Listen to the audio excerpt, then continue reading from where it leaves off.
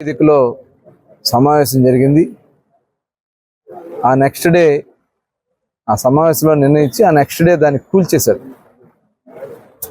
కూల్చిన తర్వాత ఒక్క సమావేశం కూడా ఈ ముఖ్యమంత్రి 5 సంవత్సరాలుగా పెట్టలే. పూర్తిగా గాలికి వదిలేశాడు ఆనాటి ముఖ్యమంత్రి జగన్మోహన్ రెడ్డి గారు.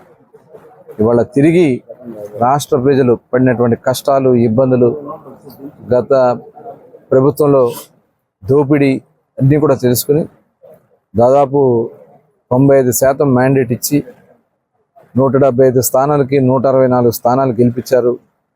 బాధ్యతగా మనం పనిచేయాలని చెప్పి నిన్న చంద్రబాబు నాయుడు గారు, పవన్ కళ్యాణ్ గారు మరి కలెక్టర్స్ కాన్ఫరెన్స్లో వారికి ఒక దిశ నిర్దేశించడం జరిగింది. దాని ప్రకారం ప్రతి ఒక్కరూ కూడా జవాబుదారీగా ఉండాలా.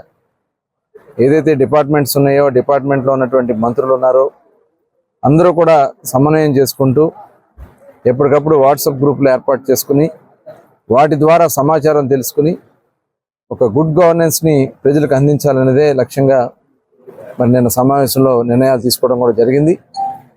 ఇవాళ ఉన్నటువంటి అస్తవ్యస్త విధానాలు ఆనాడు జగన్మోహన్ రెడ్డి పరిపాలన జరిగినటువంటి అన్నీ కూడా ట్రాక్లో పెట్టాలా. దానిలో భాగంగానే మరి పెంచినటువంటి పెన్షన్లు పెంచుతామని హామీ ఇచ్చాం. సూపర్ 6 ప్రోగ్రాం ఉంది.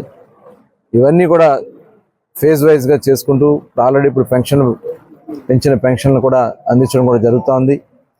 దాదాపు 97% ఇవాళ ఒక్క రోజులోనే ఫస్ట్ డే 1వ తారీఖు మధ్యాహ్నానికే ఆ టార్గెట్కి రీచ్ అవుతా ఉన్నారంటే మరి ఎంప్లాయీస్ కూడా ఇవాళ సహకరించడానికి సిద్ధంగా ఉన్నారు.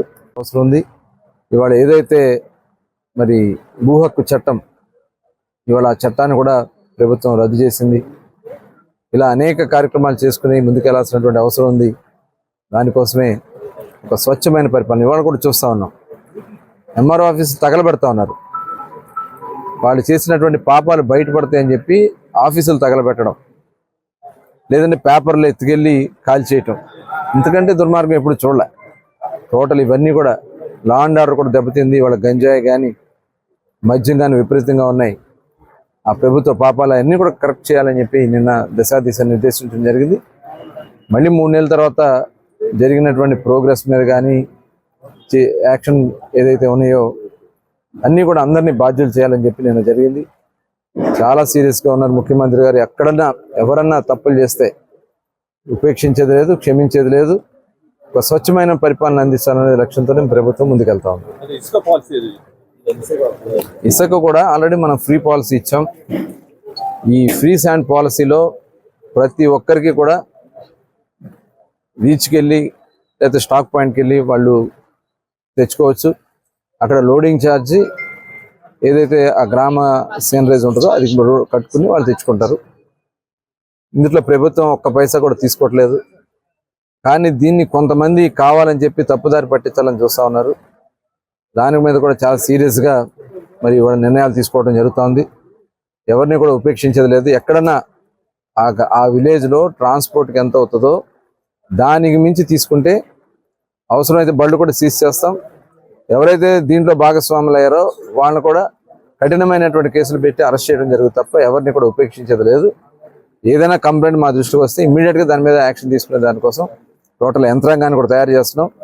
ఇవాళ ఎవరన్నా ఇసుక అవసరం ఉంటే డైరెక్ట్గా సచివాలయానికి వెళ్ళి సచివాలయంలో వాళ్ళకి కావాల్సినటువంటి ఇసుకని వాళ్ళు ఎక్కడ అవైలబిలిటీ సమాచారం ఇవ్వడానికి సచివాలయాన్ని పెట్టడం జరిగింది. అక్కడి నుంచి వాళ్ళు ఎక్కడ కావాలంటే అక్కడికి వెళ్ళి తెచ్చుకునే విధంగా, లేదంటే అక్కడే వెహికల్ ఉంటే ఆ వెహికల్ని మరి ఏ డేట్ వస్తుందని కూడా క్లియర్గా చెప్పడం కూడా జరుగుతుంది.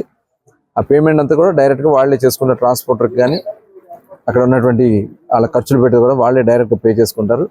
ప్రభుత్వం ఎక్కడ కూడా ఒక్క పైసా కూడా తీసుకోకుండా సర్వీస్ యాక్టివ్ మోడ్లో ఈ కార్యక్రమాన్ని చేస్తున్నాం. ఇంకా 3 నెలల్లో టోటల్ అన్ని రీచ్లు కూడా ఓపెన్ చేస్తాం. ఇంకా అందరికీ అందుబాటులో ఉండే విధంగా ఈ శాండ్ తీసుకురావడం కూడా జరుగుతుంది.